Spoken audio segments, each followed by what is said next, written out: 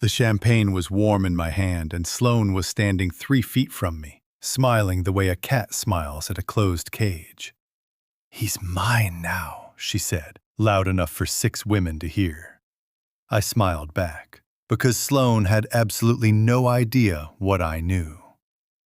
If stories like this touch your heart, make sure to subscribe, like the video, and leave a comment below before we begin, because this one will stay with you until the very last line. 5 years ago, I called Sloane at 2 in the morning when my father died, and she was at my door in 20 minutes with a blanket and the right kind of silence. She braided my hair for the funeral. She packed the children's lunches for a week so I could sleep. She was the godmother of my daughter Hadley. I was the godmother of her son Jonah. She knew the scar on my left shoulder blade from the bike wreck in 8th grade. I knew about the panic attack she had in every airport terminal and how she pressed her thumb into the meat of her palm until the feeling passed. Sloane was the woman who taught me how to be a mother in the first terrifying weeks of Hadley's life. The woman who held my hand when Derek's mother, at our engagement dinner, said in a sweet voice that I was a temporary fixture, and Sloane had leaned across the table and said, with a smile like a closed knife, "Marin is the most permanent thing in this room." Derek had laughed. I'd cried in the bathroom. Sloane had found me, sat on the tile floor with me, and said, "She will not win." That was Sloane. And now, Sloane was standing in the ballroom of the Harrogate, in a green dress I would have killed for, with Derek's cufflink glinting at her wrist, telling me he was hers. Derek, the man who said my name like a small prayer every morning for 9 years. The man who called from work to ask if I liked the color of the new kitchen curtains. The man who kissed my forehead when he thought I was asleep and whispered things to me I pretended not to hear because I didn't want him to know I was awake, didn't want him to stop. The man who, 6 months earlier, I had caught in a lie so small it almost didn't matter. He had been working late on Thursdays. He had said, every Thursday for 2 years, that he was closing a deal for the firm. I believed him. I made him dinner at 9 and kept it warm. I wore the silk robe he liked. I waited until a Thursday in March when I dropped his dry cleaning off at the office because he had forgotten a presentation shirt, and his assistant Jenna, who had always liked me, looked at me with the kind of face you make when you have to tell someone their dog has been hit. "Mrs. Caldwell," she said, very quietly. "He's not here." "He's on the 7th floor," I said. "He's not in the building." I stood there for a long time. I asked her, gently, where he was. She told me. A restaurant 4 blocks away. Lunch with a client. Her voice broke on the word client, and I realized she did not mean a client. I walked home. I did not call him. I did not scream in the cab.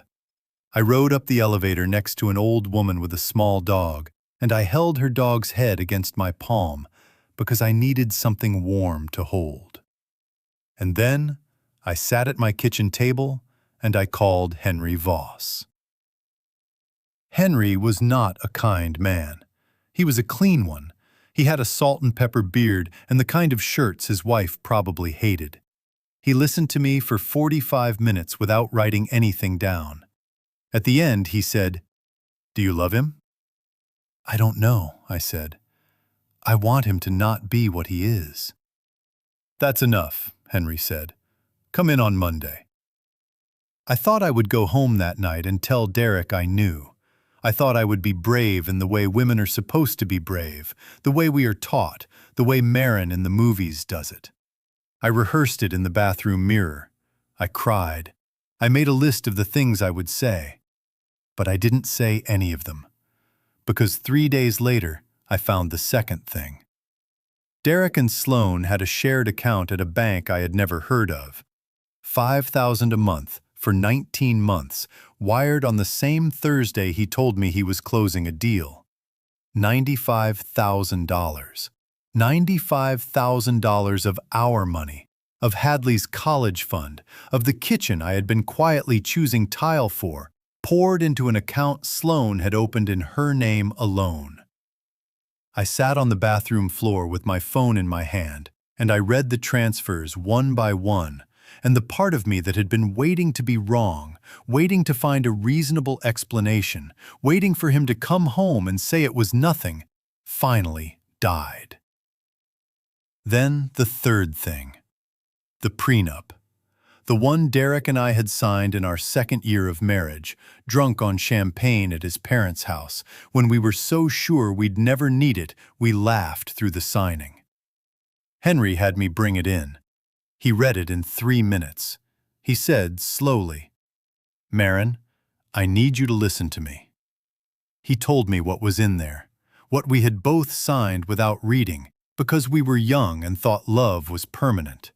The house I'd put half the down payment on, the retirement accounts, the summer place in Maine Derek's grandfather had left him. All of it, in the event of infidelity, defaulted to me. Not 50-50. All of it. Derek had signed this paper. Derek had forgotten this paper. And Sloane had no idea this paper existed. I went home that night and I kissed Derek on the mouth the way I always did. I asked him about his Thursday. I told him the kitchen tiles had arrived and he said, distracted, "Great, babe, whatever you like."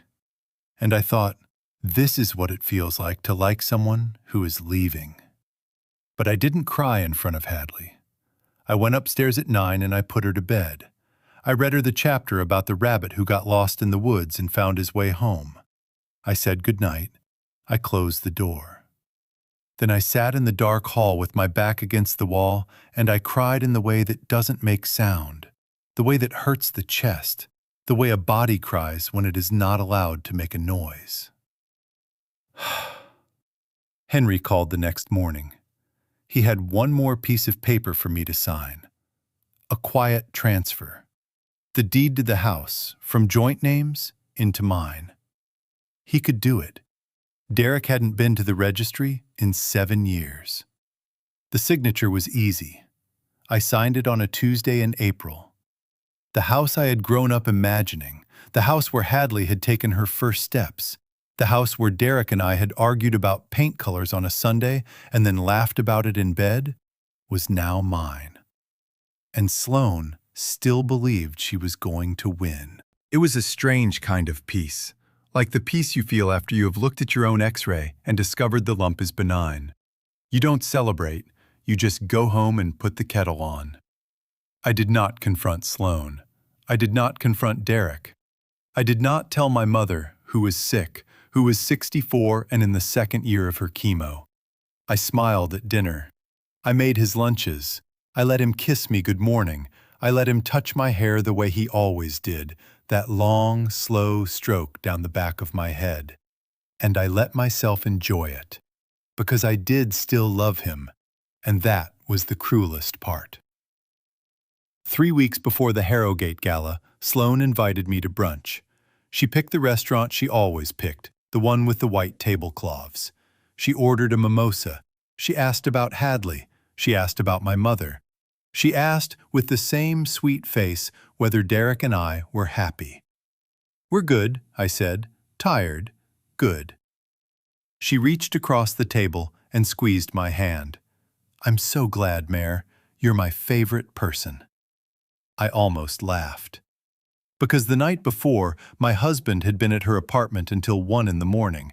Because her son Jonah had asked Derek 2 weeks earlier, in front of Hadley, if Derek was going to be his new dad.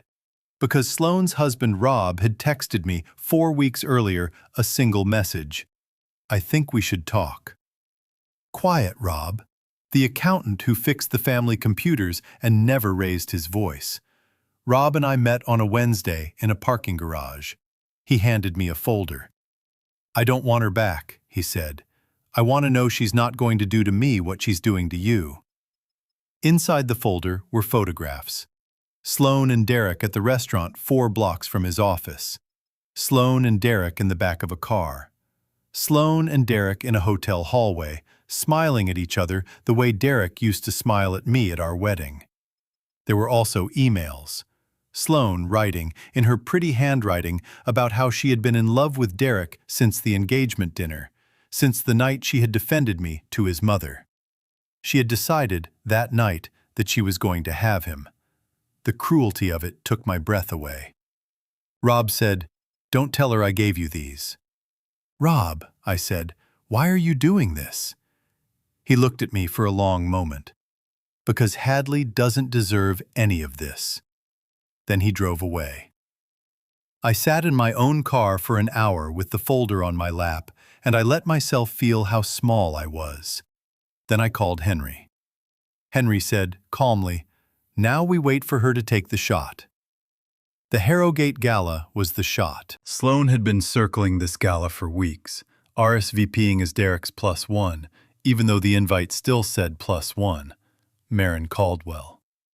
Sloane didn't tell me she was coming with Derek. She let me find out at the door, when the coat check girl said, "Oh, your husband is already inside, with the lovely lady in the green dress." I should have turned around. I should have gone home and watched a movie with Hadley. But Sloane had done something I did not forgive. She had moved on my family. And I needed her to know there was a price for that. So I went in. Sloane saw me within 4 minutes. She lifted her glass. She walked over. She said what I have already told you she said. 6 women turned around to look, all of them friends of Derek's mother. All of them women who had spent 9 years telling me I was lucky to have a man like Derek. I wanted to die. Instead, I sipped the champagne, and I said, "That's a beautiful dress, Sloane." I turned toward the bar. I found Derek at the bar. "Hi, babe," he said, surprised. "How's your mother?" "She's okay," I said. "Where's your cufflink?" He looked down at his wrist. "The gold one with the little sapphire," I said. "The one you wore on our wedding." His face went white. "She's wearing it," I said. "I saw it just now." "Mare," he said. "It's not—" "Don't," I said, very quietly. "Don't say what it isn't.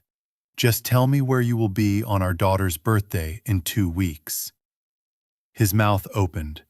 Nothing came out. I set down the champagne. I walked past Sloane on the way out, and Sloane said, "You're leaving so soon?" "I have a sick mother," I said. "Enjoy the evening." She looked at me. Her smile stayed on, but her eyes went somewhere far away. I went home. I brushed my teeth. I put on the old t-shirt of Derek's I had kept at the back of my drawer. I lay in the bed that had been mine for 9 years, and I let myself be sad. The next morning, Derek came home at 3 in the morning. He lay down next to me. He put his face in the back of my neck. He said, "I'm sorry." "For what?" I said, although I knew. "For being weak," he said. I let him think I forgave him. I did not forgive him. The next day, Hadley had a dentist appointment at 4, and I drove her there in the old Volvo, and she held my hand in the waiting room because she had a cavity, and she was 7, and she was afraid, and I read her the chart of the little fish on the wall, and I let the small, ordinary love of my daughter save me from a thing that should have destroyed me. Sloane called on Thursday. "How dare you?" she said. "I went to the Harrogate," I said. "I did not make a scene. I told Derek his cufflink was missing. That is what wives do." She hung up. I let her. That weekend, Sloane held her fundraiser, a lunch for the Children's Hospital, the one she had chaired for 3 years. I was not on the committee anymore. I had resigned in April, quietly, citing my mother's chemo. Sloane made a speech. She wore the green dress again. She talked about service and grace. She talked about me. She said, "I want to honor my best friend, Marin Caldwell. Marin, stand up." I stood up. I smiled at the room. I sat back down. The room clapped. The room didn't know. But by Monday, Rob's folder, very quietly, very politely, without my name on it, was on the committee chair's desk. Diane was a woman who had been Sloane's mentor for 15 years. Diane was also the kind of woman who could read her way through a betrayal. Diane called on Tuesday. "Mayor," she said, "is this real?" "It is real," I said. "Should I call her?" "Not yet," I said. "Let me do it." I went to Sloane's house on a Thursday. She let me in. She made me coffee. She said I looked tired. She said, "I just want you back, Mare." I sat across from her. "The account at West Shore Bank," I said. 95,000, 19 months. Why? Her face did the thing. For the first time in 9 years, Sloane's face did the thing her face did when she was caught. "I don't know what you're talking about," she said. "Sloane," I said, "I have the statements." She put down her coffee. "How long," I said, "have you been sleeping with my husband?" She looked at me. "He's mine now, Mare," she said. I nodded. "I know," I said. "I want you to keep him. I want you to move into my house. I want you to raise Hadley. I want you to take the kitchen tile I picked out last week, the white ones with the little gray flecks. I want you to sleep in the sheets from our anniversary. I want you to have all of it." "Mare," she said, "what are you saying?" "I'm saying you can have him. And I want you to think about what that means before you say yes. Because he has nothing, Sloane. The house is in my name. His retirement is in my name. The summer place is in my name. And the next time Derek asks for money, he will ask you." Sloane stared at me. "You don't know that," she said. "I do," I said. "He forgot the prenup." "What prenup?" "The one we signed in our second year." Sloane stood up. She walked to the window. "You're bluffing," she said. "I am not. He didn't read it."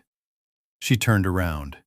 For the first time in 9 years, Sloane looked at me the way a person looks at another person when they have nothing left to flatter them with. "Get out," she said. I stood up. I took my coffee cup to the sink. "You will hear from Henry Voss on Monday." I walked out. The hardest part of it was the driveway. The driveway where Hadley and Jonah had learned to ride bikes. The driveway where Sloane had kissed me on the cheek the day Hadley was born, and said, "I have never loved anyone the way I love you." I sat in the car for a long time. I cried. Not the way I had cried in the hall, a different way. The way a body cries when it is finally allowed to. Henry called on Friday.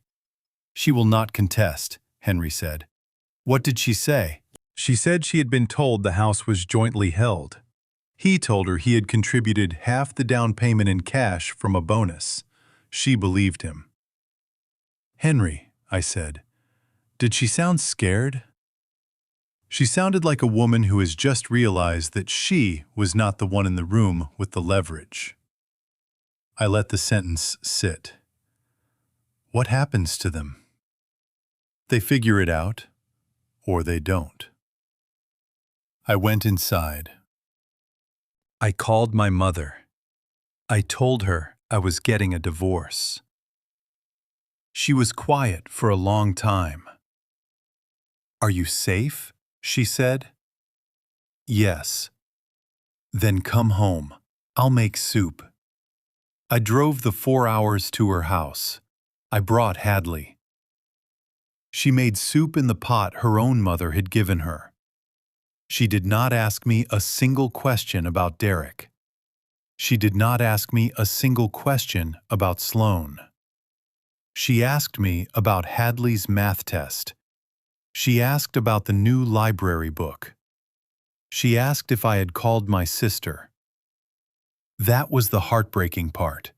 The part where my mother made me soup in a pot her mother had given her, and did not ask me why I needed it, and was simply there, the way my mother had always been simply there. On Monday, the headlines started.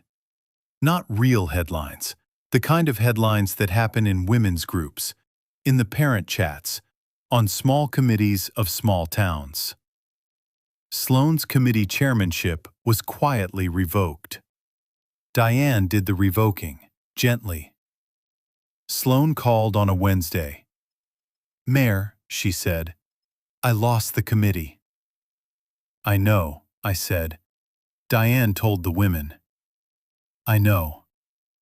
"Are you satisfied?" I thought about it. "No," I said, "but I am not going to press charges. I am not going to write op-eds. I am going to raise my daughter. You are going to raise yours. and we are going to live with what we have done." She was quiet for a long time.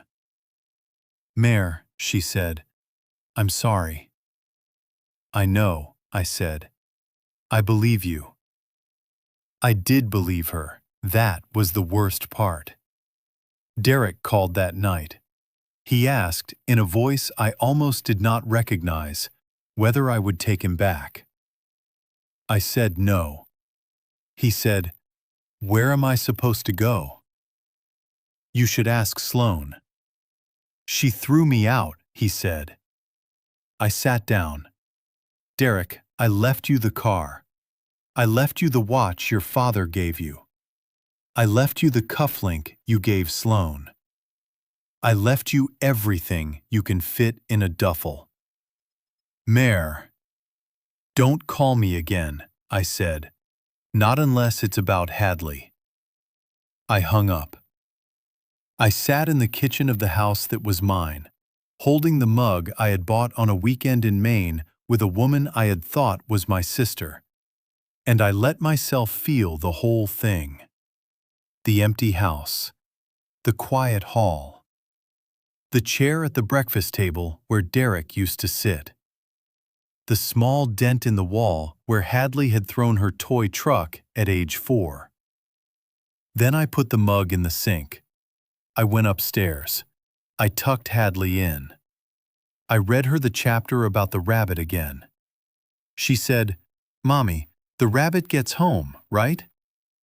"Yes, baby." "Do you get home?" I kissed her forehead. "I'm already home," I said. She closed her eyes. I went downstairs. I called Rob. "Rob," I said, "thank you." "Mare," he said, "I did what I should have done sooner." How's Jonah? "Good. How are you?" "I'm figuring it out," he said. "That's all any of us can do," I said. I sat at the kitchen table. I opened the folder Henry had given me, the one I would keep for Hadley someday, when she was older, when she needed to know what her mother had done to keep her safe. I put it away. I folded Sloane's wedding photo of us, the one my sister had quietly returned to me, into the back of an album I did not look at anymore. Then I went to bed. Alone. For the first time in 9 years, I went to bed alone. And I did not turn off Derek's lamp. And I did not wait up for his car. And I did not keep his dinner. And I slept.